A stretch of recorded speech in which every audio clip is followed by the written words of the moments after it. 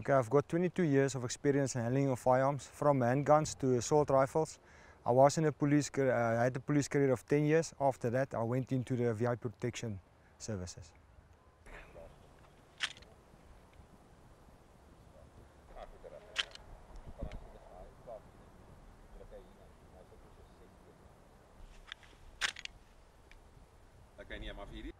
And handling any firearm, you must treat it as it's loaded.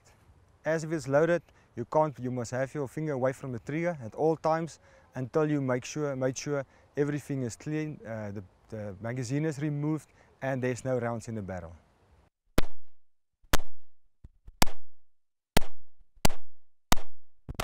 To make a firearm safe like a Glock hand pistol, you have to remove the magazine, keep your finger away from the trigger, basically slide the lock open and make sure there's no round in the chamber, and then you can work with your firearm.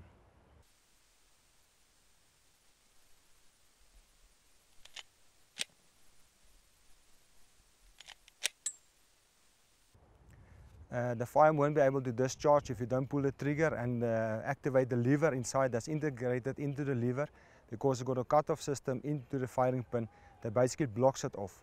So if you don't activate the lever and the trigger together, it's impossible. Even if you let it drop, it won't be able to discharge.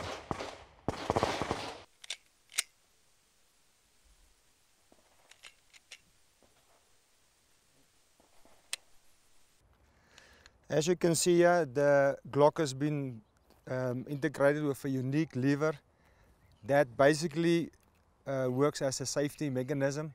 It does not come with an external safety mechanism as all other firearms like a Z88 or a Beretta. So if you want to fire this, you have to basically trigger the lever and pull back the trigger so it can work and coherence with each other. You basically pull it back together, backwards, to have a shot fired.